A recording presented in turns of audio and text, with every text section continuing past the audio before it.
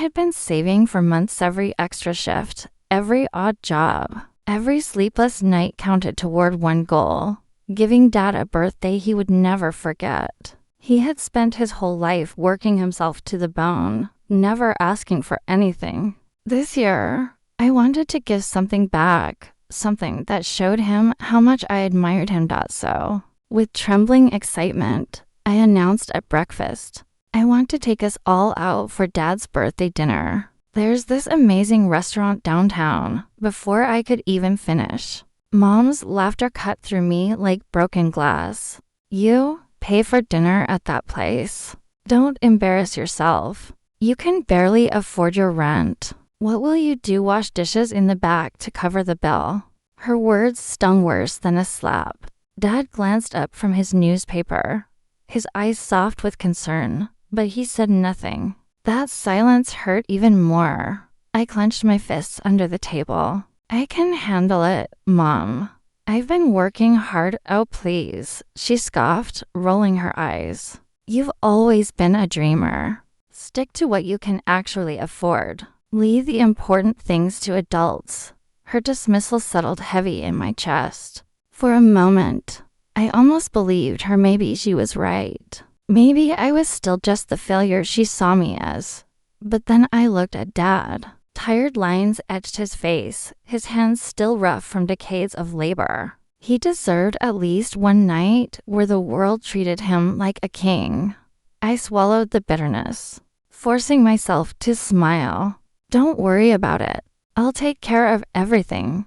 Mom snorted, but I didn't care. Deep down, I knew this birthday would change everything. Mom's mocking laughter still echoed in my mind as I walked into the marble-lined lobby of La Fontaine, the most prestigious restaurant in town. The crystal chandeliers sparkled above me, and the faint aroma of roasted garlic and fresh herbs hung in the air. This was not the kind of place I ever imagined myself walking into, certainly not the kind of place my mother believed I belonged.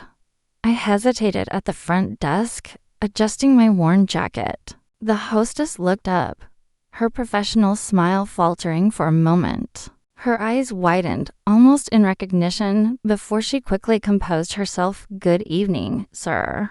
Do you have a reservation?" "Yes," I said, trying to sound confident. "For Saturday night. A private dinner for 4. Under the name James." Her fingers froze on the keyboard. She glanced at her colleague, then back at me. "Of course, Mr. James," she said softly, as though she'd just confirmed something important. "We'll prepare one of our finest rooms." As I turned to leave, I caught the faint sound of whispers behind me. The hostess leaned toward the Master D, murmuring words I couldn't quite catch. His eyes flicked toward me, filled with the same strange curiosity, almost deference. A chill ran down my spine. Why were they looking at me like that? I wasn't rich. I wasn't famous. I was nobody. I walked out into the night air, clutching the confirmation slip in my hand. My heart was pounding with a mix of pride and unease. For once, I had defied Mom's cruel words. Dad would have his birthday in a place fit for royalty.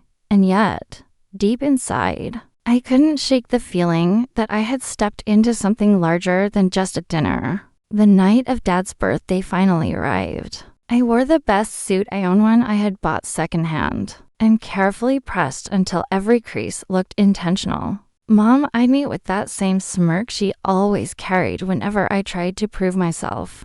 "Well," she said, adjusting her pearls, "I hope you brought your wallet. Don't think I'll be covering the bill when they laugh you out of the restaurant." Dad shot her a sharp glance, but stayed silent. He rested a hand on my shoulder instead, giving it a gentle squeeze. "I appreciate this, son," he whispered, his voice carrying a weight I couldn't quite place. When we arrived at La Fontaine, I felt Mom stiffen beside me. The glowing chandeliers and velvet curtains were far grander than anything she had expected. She opened her mouth, ready to deliver a cutting remark until the Master D spotted us. "Mr. James," he exclaimed, hurrying forward with a wide smile. "Welcome back, sir. We've been expecting you." The words froze Mom mid-step. Dad blinked in confusion. Even I stood stunned, unsure how to respond.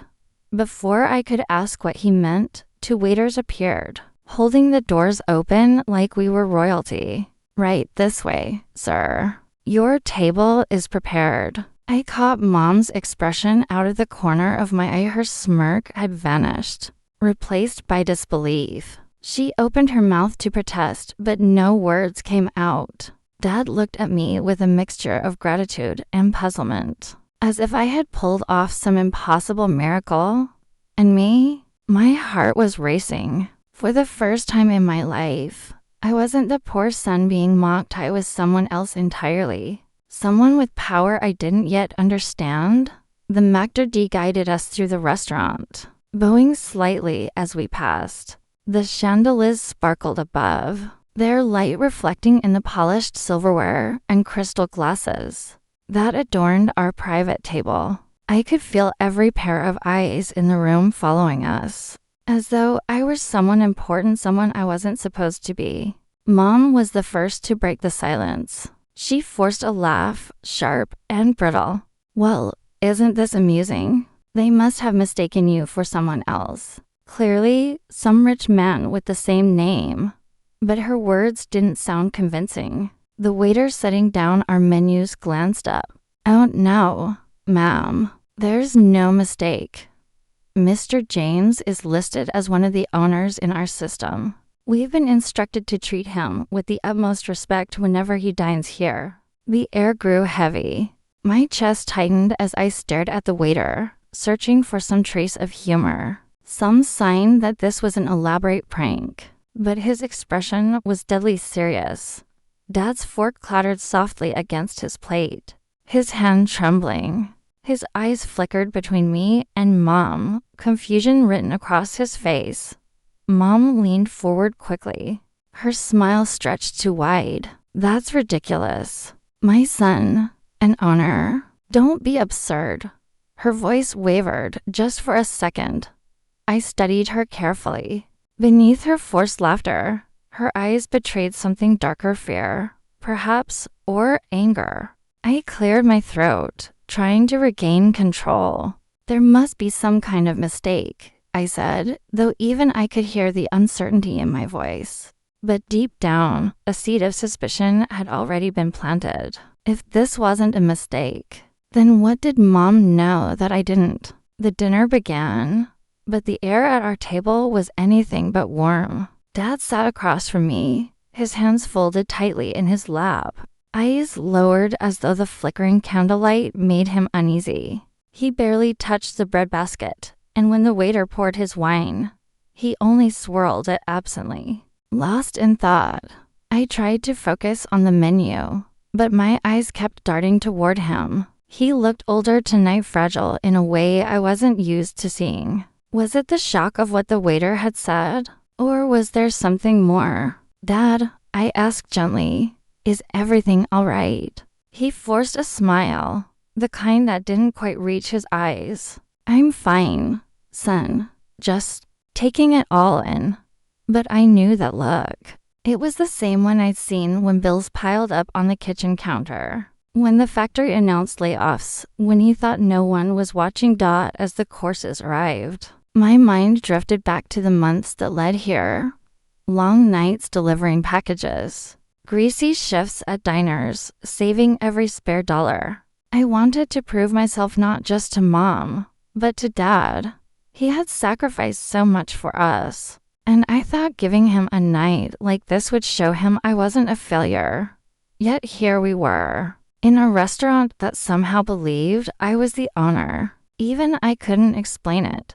Dad's fork scraped against his plate, pulling me back to the present. He still hadn't eaten much, and his gaze kept flickering to Mom, who sipped her wine with unusual calm. Her lips curved in a faint, secretive smile. Something was wrong. Dad knew more than he was saying of that. I was certain. The laughter and chatter of the restaurant seemed distant as I excused myself from the table.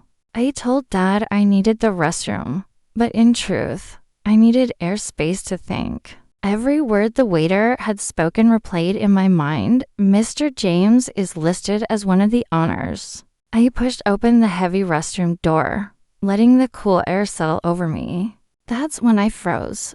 Mom's voice drifted from one of the stalls, low and sharp, her words slicing through the quiet. I don't care what the system says he wasn't supposed to find out tonight. Not like this. My heart thudded against my ribs. She paused, listening, then hissed again. Yes, I've kept it from him for years. If he thinks he's suddenly in control, everything I've built will fall apart. The blood drained from my face. She knew. She had always known. I stepped closer, my hands trembling against the tiled wall. Her voice rose, thick with anger. No, don't tell him anything yet. I'll handle it. He's still the same gullible boy. He'll believe whatever story I feed him. Something inside me shattered. All those years of her belittling me, mocking every effort, telling me I'd never amount to anything. It wasn't just cruelty. It was calculated. She wanted me small, doubting myself, too blind to notice what was rightfully mine. The stall door creaked open, and Mom stepped out, phone pressed to her ear. When she saw me, she froze. For a split second, her face drained of color, but she quickly replaced it with a brittle smile. "Sweetheart," she said smoothly, slipping the phone into her purse. "I didn't know you were here." I stared at her, my throat tight, the betrayal choking me like smoke. "How long?" My voice cracked. "How long have you known?" Her smile faltered, and for once, she didn't have an immediate answer. That silence told me everything. I had been right. My own mother, my harshest critic, my coldest judge, had hidden the truth of who I was. And worst of all, she wasn't sorry. When I returned to the table, the world felt different. My legs were heavy, my hands still trembling from what I had overheard. Mom sat poised, sipping her wine as if nothing had happened, while Dad quietly folded his napkin, his gaze lost in the candle flame. I slid into my chair, my jaw tight. "So," I said, my voice louder than I intended, "are we going to pretend nothing's wrong? Or should we finally talk about the truth?" Dad's head lifted sharply. Mom's smile faltered. "What truth?" she asked, feigning innocence. "Don't play dumb, Mom," I snapped, the years of her mockery crashing down in waves. "I heard you in the restroom. You've known all along. About this place. About me." The table went silent. Even the couple dining nearby turned their heads. Dad's brow furrowed, confusion thick in his eyes. "What is he talking about?" Mom let out a shaky laugh. "Oh, sweetheart, he must have misunderstood. You know how emotional he gets. Stop lying." My fist hit the table, rattling the glasses. "All those years you told me I'd never succeed, that I couldn't provide for Dad, that I wasn't good enough. You were hiding this from me." Why? Her mask cracked. The charm drained from her face, replaced by something colder, sharper. "Because you weren't ready," she hissed under her breath. "And if I didn't keep you in your place, you would have ruined everything." The words cut deeper than any blade. Dad stared at her, stricken. His hand shook as he reached for his glass. "Is this true?" His voice broke. "You knew. All along." She didn't answer. She didn't need to. The silence between us was louder than any scream. Dad set his glass down with a trembling hand. His face was pale, his eyes glistening with unshed tears. "Son," he began, his voice soft but heavy, "there's something you don't know. Something I should have told you years ago." I leaned forward, my chest tight. "What do you mean?" He took a deep, shaky breath. "This restaurant. It wasn't supposed to be a secret. It was meant to be your inheritance." His gaze flickered toward Mom. "Your grandfather, my father, set it up in your name before he passed. He wanted you to have something stable, something no one could take away." The words stunned me. My grandfather, the man I barely remembered, had left this place for me. Dad's voice cracked. But I was weak. I let your mother handle the paperwork, the finances, everything. I trusted her. He turned his eyes toward her, filled with pain, and she betrayed both of us. Mom's lips tightened, but she didn't deny it. I sat frozen, my mind spiraling. All those nights I worked myself to exhaustion. All the times I swallowed my pride while she told me I wasn't good enough. I could have stood on my own long ago. Instead, she had chained me in doubt. Dad's hand reached across the table, trembling but steady with intent. Son, I am so sorry. I should have fought harder for you, for the truth. Can you forgive me? Tears blurred my vision. My whole life had been built on lies, but this dad's sorrow, his regret cut deeper than betrayal. Mom looked away, her silence confirming what we all knew. The fracture between us would never fully heal. And for the first time in years, I realized the choice before me wasn't just about revenge, it was about who I wanted to become. The clinking of silverware and the soft hum of music faded as the waiter approached, balancing an elaborate cake lit with sparklers. Gasps rippled across the dining room as he set it gently before me. The cake was beautiful, but it wasn't the design that made my heart stop. Across the surface, written in shimmering gold icing, were the words, "Welcome home, owner." My throat tightened. I felt the entire restaurant watching me, whispering, staring in awe. But at our table, silence reigned. Dad's eyes brimmed with tears, his lips trembling as though he wanted to speak, but couldn't. His hand hovered over mine, hesitant, as if afraid to break the moment. Mom, however, looked stricken. Her face went pale, and for the first time in years, she had no ready smirk, no cutting remark. After a long pause, she forced a fragile smile. "Sweetheart," she whispered, her voice shaking, "please, you have to understand. I was only protecting you. You weren't ready. You still aren't. But I never meant to hurt you." Her words hit like knives. Protect me? By burying me in doubt? By convincing me I was worthless? My whole body trembled with the weight of years wasted under her shadow. Dad's voice broke through, thick with sorrow. "Son, I know I failed you too. I should have told you the truth. But I was too afraid of the fights. Afraid of losing what little peace we had left." He lowered his gaze, ashamed. "But I can't stand by anymore. You deserve to know everything. And you deserve to choose." The word hung heavy in the air. Choose. I looked at the mom with her desperate, fearful eyes. Dad with his guilt and regret, and felt torn into. My heart ached for the family I had always wanted. But the reality before me was fractured beyond repair.